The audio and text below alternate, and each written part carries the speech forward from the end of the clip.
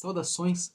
Hoje é domingo, dia do Senhor. Hoje é dia 27 e a nossa celebração acontece às 19 horas, 7 horas da noite, lá no centro de eventos do Real Palace. Você é nosso convidado.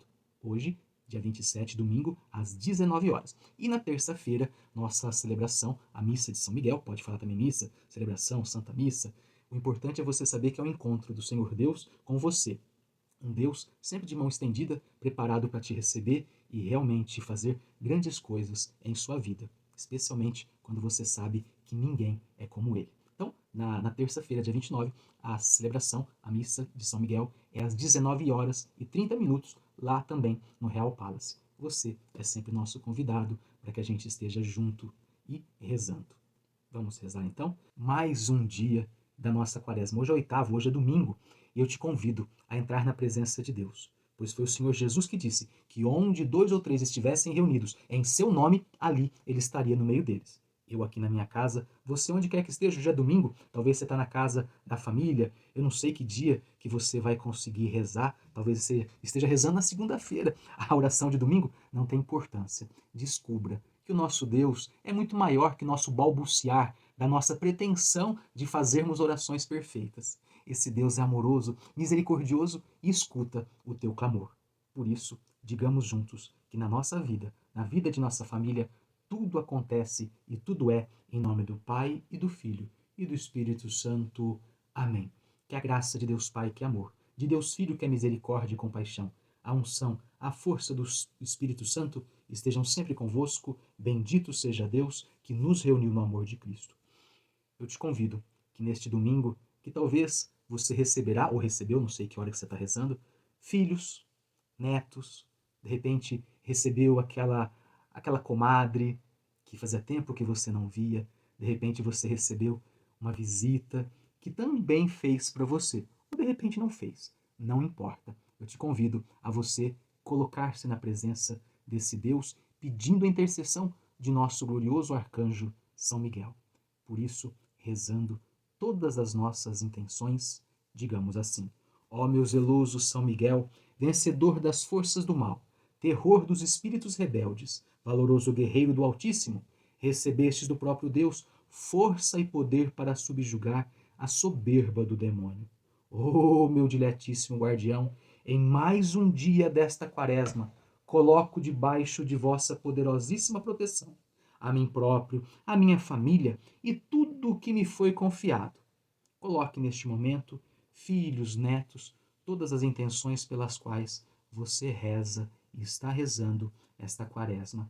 Todos aqueles que estão passando por problemas de saúde, todos aqueles que precisam da presença de Deus em suas vidas, pedindo por um emprego, por uma promoção, por um sonho, por uma necessidade.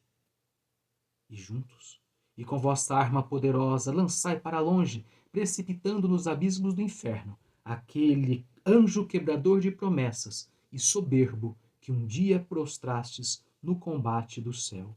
Glorioso São Miguel, defendei-nos no combate. Amém. Hoje, o Evangelho é de Mateus, capítulo 16, e fala assim para nós hoje. Jesus foi à região de Cesareia de Filipe. Cesareia de Filipe era uma região extremamente pagã. E aqueles que cultuavam aos deuses, cultuavam por primeiro ao deus Pan, das florestas. E também tinham adoração por aquele que eles consideravam Deus, ou seja, César Augusto, o imperador. Então, a gente percebe de onde vem essa pergunta de Jesus para saber, perguntando aos discípulos, né? Que a gente vai ouvir agora. E ali perguntou aos discípulos: quem dizem as pessoas ser o Filho do Homem? Eles responderam: alguns dizem que é João Batista, outros Elias, outros ainda Jeremias ou algum dos profetas. E vós? Retomou Jesus: quem dizeis que eu sou?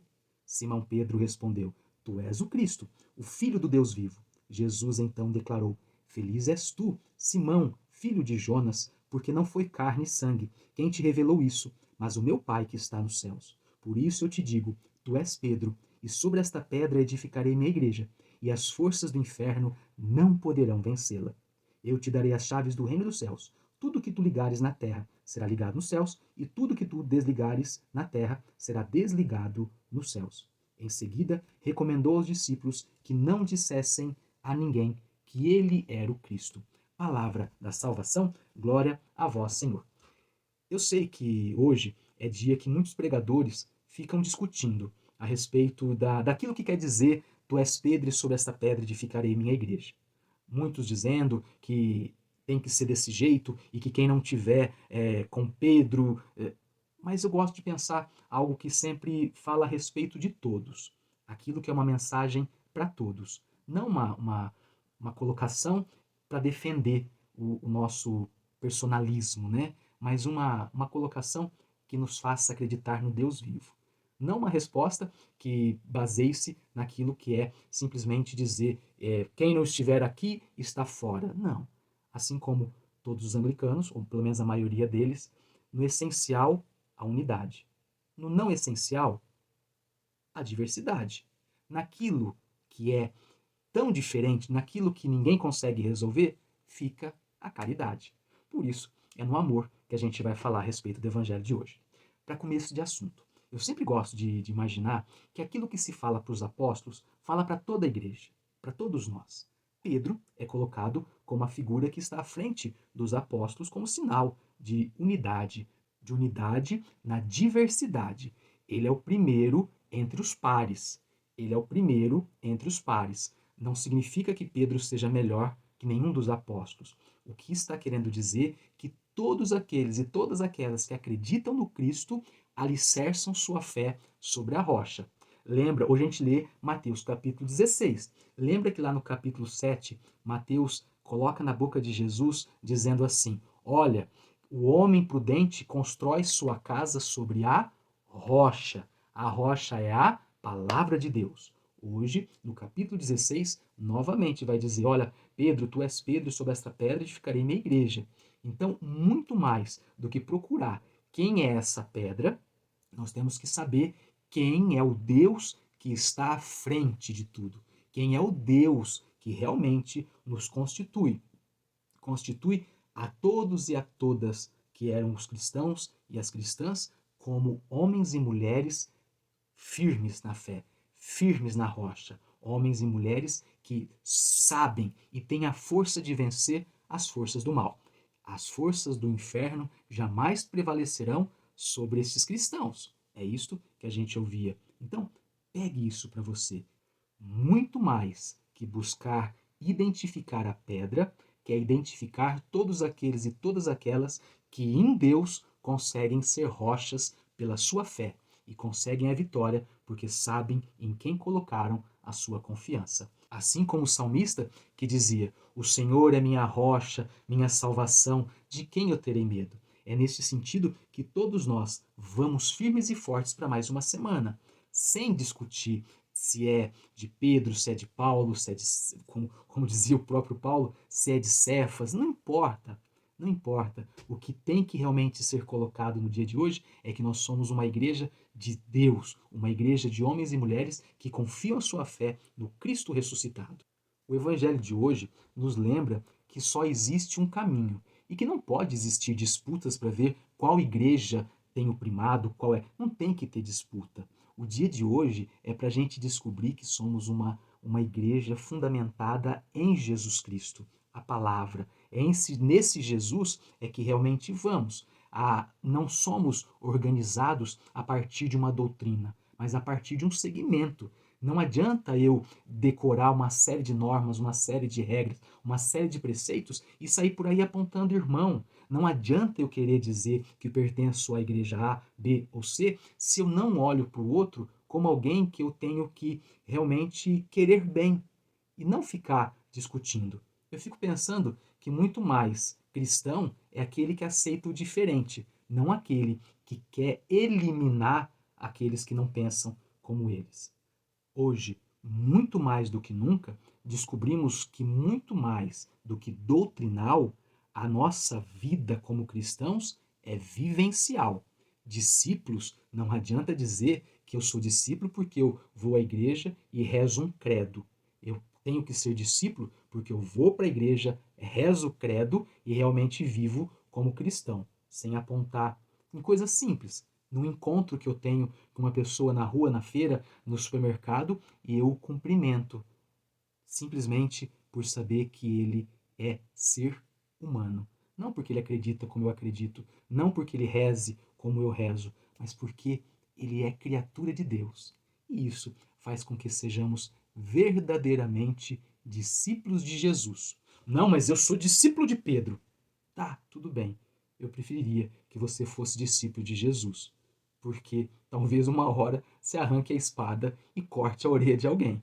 Então, sejamos discípulos de Jesus. Por fim, crer em Jesus é muito mais do que acreditar em algo doutrinal. É acreditar em alguém. É vivencial. É vida. No essencial, a unidade. No não essencial, a diversidade. E em tudo, o amor, que é a caridade. Pegue água para a gente abençoar. Dignai-vos, Senhor, abençoar esta água que, recordando o nosso santo batismo, seja uma água pura, limpa, que afaste todo o mal. Abençoai, Senhor, esta água, em nome do Pai, do Filho e do Espírito Santo. Amém. Beba com fé. Amém. Amém. E todos juntos digamos assim: São Miguel Arcanjo, defendei-nos no combate. Sede nosso refúgio contra a maldade e as cidades do demônio. Ordene-lhe Deus, instantemente o pedimos. E vós, príncipe da milícia celeste, pela virtude divina, precipitai ao inferno a Satanás e a todos os espíritos malignos que andam pelo mundo para perder as almas. Amém. Quem é como Deus? Ninguém é como Deus. Glorioso São Miguel, defendei-nos no combate. O Senhor esteja convosco, Ele está no meio de nós. Abençoe-vos o Deus que é todo-poderoso, Ele que é Pai, Filho e Espírito Santo. Amém. Santo anjo do Senhor, meu zeloso e guardador, se a ti me confio a piedade divina, sempre me rege, me guarde, me governe, me ilumine. Amém. Que você seja a rocha e que o Senhor Jesus seja a vossa força. Permaneça em paz e que Ele sempre te acompanhe, graças a Deus. Um beijo no seu coração. Acreditar faz bem.